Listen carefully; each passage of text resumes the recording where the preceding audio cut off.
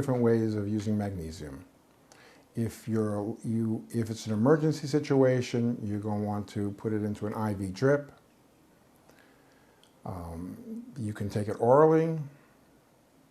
You can nebulize it, vaporize it right into the lungs, which is part of transdermal treatment because you're treating the lungs as the continuation of the skin in the interior of the body. You can put it directly on your skin and to be absorbed directly through the skin.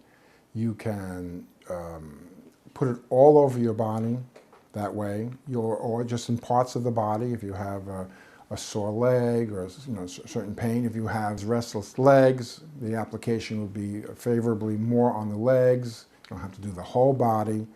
But when you're very deficient and you're treating something like cancer or diabetes, it's good to get the whole body. The more you put on the body, the longer you leave it on the body, the more that's going to be absorbed. So there are many different ways of using it, depending on the situation. One of the most intensive ways, actually, is putting it in the bathtub. You actually need to use 2, 3, even 4 pounds, let's say 3 pounds in a full bath. Put 2, 3 pounds, up to 5 pounds of sodium bicarbonate in the bath with it. When you take a hot bath, it's just a different experience. It has to be experienced to be understood. So is spraying it on the body and having somebody, either somebody in the family or a professional massage therapist, come in and actually use the magnesium oil as a massage oil. So you're doubling up, you're getting a wonderful, relaxing, therapeutic massage with a deep magnesium treatment, and I call that magnesium massage. Dosage for transdermal magnesium therapy vary depending on how you use it. The more you use, you can't go in the morning and put an ounce on your body and put your clothes on and go to work. It's like coming out of the sea after being in the ocean for a few hours. You're very drippy and salt, but if you put a little bit on, then you can go about your business, and it depends on how comfortable you are. My recommendation for full-out transdermal magnesium therapy treatments is to use about an ounce every day. I'm either massaging it in or just putting it all over like suntan screen. Go out in the sun, get some vitamin D. Leave it on for 30, 40, up to an hour or longer. There's no time limit. And then just take a shower and wash it off. Actually, one of the most beautiful treatments is actually just to go down to the ocean if you have warm water.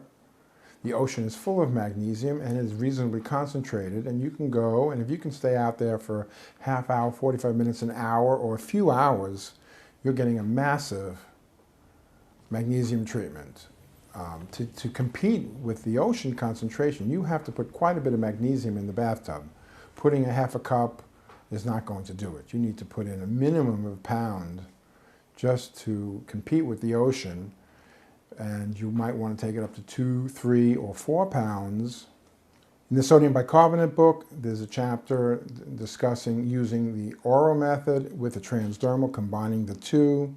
We can actually take magnesium and I do this to people all the time. I just take pure magnesium oil and I spray 1, 2, 3. It's very strong. Gives you a real feeling for what magnesium chloride really is.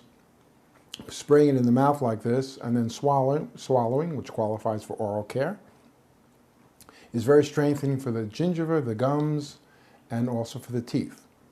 The strength of the teeth is not dependent on calcium as much as magnesium. People will find out that it's pretty strong stuff. So what you do is you take it and you spray in water. In water, it'll be, I'll put 5 sprays is a pretty good dose. Personally, I use 10 or 15. Some people, it varies very much from person to person. How much you put in, if you put 10, 15 sprays, some people will, 2 hours later, an hour later, they'll be running to the bathroom. It'll loosen the stools or actually give diarrhea. Putting it with water.